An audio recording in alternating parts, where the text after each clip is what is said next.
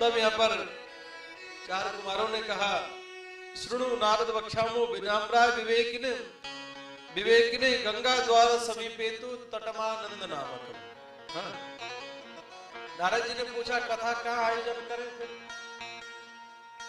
चार कुमारों ने कहा ऐसा गंगा द्वार पर करो। गंगा द्वार यानी हरिद्वार, है ना, आनंद नामक तट पर। देखो जी, भूमि की पवित्रता अगर देखते तो बद्र विशाल क्षेत्र, बद्रीनारायण तीर्थ, वो क्या श्रेष्ठ भूमि नहीं है?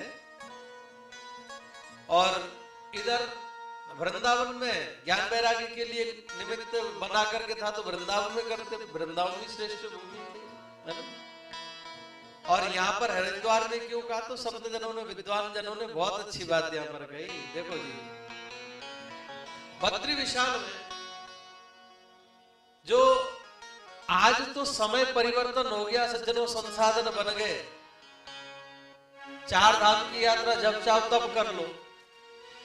पहले हमने ही सुना है अपने पिता बाबा से, वो कहते थे कि जो अपने घर गृहस्थी से फ्री हो गया बंदा तो फिर कहते अपने बेटे बहू से, बेटी से, सबसे कहते अच्छा ठीक है अब मैं चार धाम जा रहा हूं, आ गया तो ठीक है, नहीं तो जयराम जी की। ऐसा कहकर के तीर्थ व्रत करने जाते थे लोग। पहले संसाधन नहीं थी, अब तो संसाधन है। तभी मैंने कहा कि हम लोग सौभाग्यशाली हैं, नहीं? इस विज्ञान के युग में, कलयुग में है, सब कुछ सुविधाएं हैं, और थोड़े से नाम से हमें वर्षों की तपस्या का फल मिलता है, और इससे ज्यादा और क्या चाहिए? और इसके बाद भी थोड़ा सा भी ना करें तो फिर तो अब आगे हमसे बड़ा और कौन है बताओ?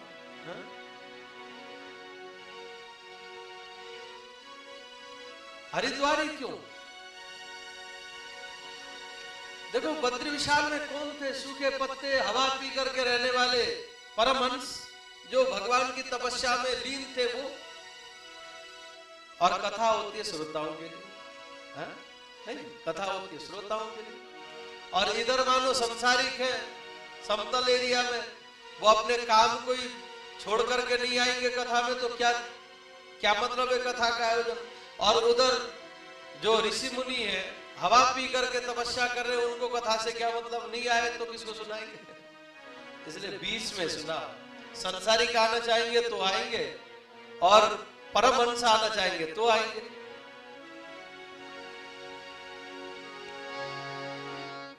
राम नाम मणिदीप धर जी हरिद्वार, तुलसी भीतर बाहर जो चाहत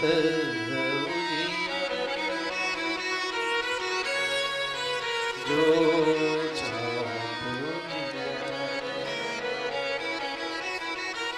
मानो भाव यही है। हमारे पास एक दीपक है, अगर हम चाहें कि भीतर भी प्रकाश हो बाहर भी प्रकाश हो तो उसको कहां रखना पड़ेगा?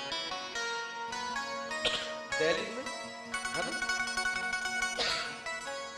वही भाव कि अगर संसारिक सुनना चाहेंगे तो भी हरिद्वार में आएंगे, और परमहंस सुनना चाहेंगे तो भी हरिद्वार में आएंगे। बीच स्थान पर रखा कथा का आयोजन। और सज्जनों, आज चार कुमार व्यास गद्दी पर बैठे हैं सज्जनों, और भक्ति ज्ञान वैराग्य के लिए आसन रखा है, और स्वयं परीक्षित बन करके नारद जी महाराज बैठे हैं। और कथा जब प्रारंभ हुई सज्जनों, संतों को जब पता पड़ी कथा हो रही है, अब तो सज्जनों सब लोग भगे भगे आए हैं। बड़े बड़े संत मुनिजन आए। श्रीमद् भागवत पीयूष पानाय रसनम पटहा, भागवत के रस के पान करने वाले रसिक श्रोता जन आए सज्जनों।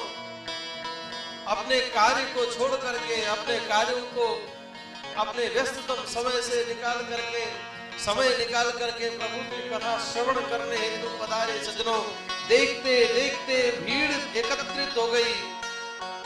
बड़े बड़े संत महंत ऋषि मुनि परमहंस भी भगवान की कथा को श्रवण करने के लिए सज्जनों उस स्थान पर आए। और एक भृगु जी महाराज थे। भृगु जी महाराज लोगों को के घर में जा जा करके बुलाते, अरे भैया क्या कर रहे हो? बोले फलाना काम कर। अरे बस काम, जब तक रहेगी जिंदगी फुर्सत न होगी काम से, है? थोड़ा समय निकाल लो और प्रेम कर लो भगवान से। बड़े बड़े ऋषि आए,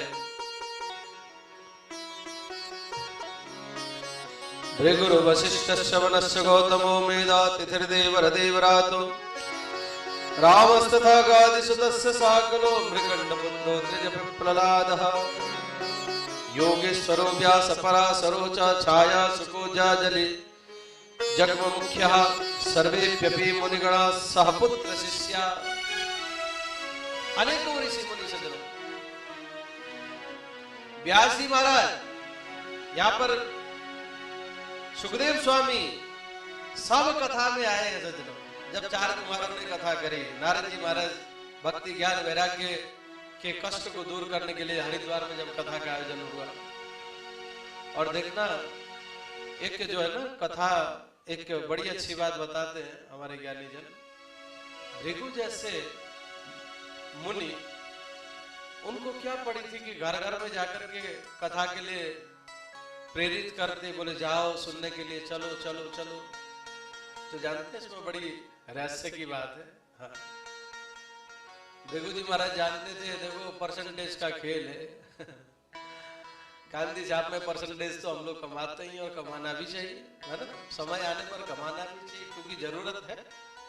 पर ये जो आध्यात्मिक परसेंटेज है, आपके द्वारा प्रेरित होने पर यदि कोई कथा सुनने आता है तो 100% में 90% उसका 10% आपका है। ये बात भृगु जी महाराज जानते थे, इसलिए गए, बोले भैया क्या कर रहे हो? काम तो चलता रहेगा, है ना? इसलिए चलो अधिक से अधिक चलो, थोड़ा समय के लिए चलो, जो भी समय प्राप्त हो चलो। देखते देखते हजारों लाखों करोड़ों की संख्या में भीड़ एकत्रित हो गई। अब तो भागवत का गायन करने लगे सज्जनों। जय सप्त नम सर्व संग सप्तस्ततीव चह चूर्ण राजा प्रसूनानाम निक्षेप सुमहानवो। जय हो जय हो जय हो के साथ में जैसे भागवत की महिमा का गायन करने लगे। सदा सेव्या श्रीमद् भागवती कथा यस्य श्रवण मात्रेण हरिचित्तम समाश्रये। भागवत की कथा सदैव श्रवण करो, जिसके श्रवण करने मात्र से ही आपके हृदय में आकर के भगवान चिपक जाएगा। अच्छा ये बताइए एक प्रैक्टिकल की बात, हम लोग कितने 1-8 घंटे से तो सुन ही रहे हैं। अच्छा 3 घंटे से, मुझे ऐसा लगा 1 घंटा ही हुआ है, 3 घंटे हो गए। 3 घंटे से हम लोग सुन रहे, तो हम लोगों को ऐसा आवाज हुआ कि नहीं कि हमारे अंग संग में हा? भगवान है, ऐसा प्रतीत हुआ कि नहीं हम श्रोताओं को? हुआ कि नहीं? क्या भगवान की कथा सुनते समय आपको ऐसा लगा कि अरे कब छुट्टी मिले थोड़ा बाहर घूमे, ऐसा मन में आया? भक्ति शक्ति भाव आए? नहीं आएगा, आ भी नहीं सकता, क्योंकि भगवान की कथा कैसी है? यश श्रवण मात्रेण हरिचित्तम समाश्रयेत्। वो भगवान की कथा सुनने मात्र से वो आकर के हमारे चित्त में चिपक जाता है सजनों, समा जाता है। और जिसके चित्त में, जिन भक्तों के चित्त में भगवान चिपक जाए, उस भक्त का चित्त फिर इधर उधर थोड़े ही चिपकेगा। जहां चिपकना है वहां चिपक जाता है बस। भगवान ही जिनके चित्त में, भक्तों के चित्त में चिपक जाए, फिर उसको कोई इधर उधर क्या प्रयास करना, क्या चाहिए उसको?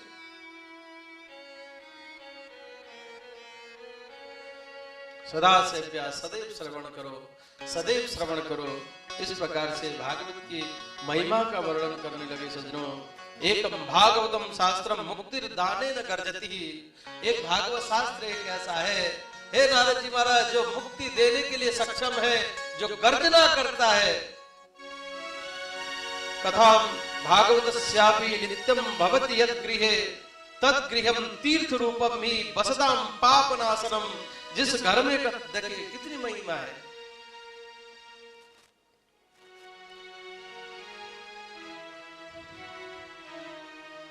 कथा भागवत स्यापि नित्यम पठनीयत गृहे, जिस घर में भागवत का पाठ होता है, जिस घर में भागवत जी रखी जाती हैं, यद गृहे तद गृहे तीर्थ रूपम ही बसताम पाप नाशनम, और वो घर साक्षात तीर्थ रूप बनता है और संपूर्ण पाप वहां के नष्ट हो जाते हैं। सज्जनों, ये महिमा है भागवत की। धन्य है ऐसे हमारे भगवान के लाडले भक्त, मैं तो लाडले भक्त ही कहूंगा, जिनके हृदय में भगवान के प्रति ऐसा प्रेम है। हमारे भैया लोगों ने राकेश भैया आए हैं, भाभी जी हैं, बगल में दीदी है, इधर के माध्यम से, उधर से तो फिर मैं अलग ही कहूंगा। उस गांव में अपने घर में बिल्कुल आप लोगों ने तीर्थ बनाया 2 साल तक लगातार, है ना। इस बार देखिए भूषण भैया ने अपने घर को तीर्थ बनाया है, ये कृपा है। और इस भाव की पुष्टि आपके अंदर भगवान ने करी है। थोड़ा बहुत तो आप चले हो, तभी इस भाव की पूर्ति हुई है। मैं थोड़ी देर पहले भी निवेदन किया था, जब तक चलना प्रारंभ नहीं करेंगे मंजिल तक नहीं पहुंच सकते। चलना प्रारंभ आपने किया, गंतव्य तक भगवान ने पहुंचाया। और ये भाव सर्वत्र फैले, है ना, सर्वत्र ये भाव फैले। हम सबका घर तीर्थ हो, हम घर सबका घर धाम हो, हम सबका घर मंदिर हो। सज्जनों,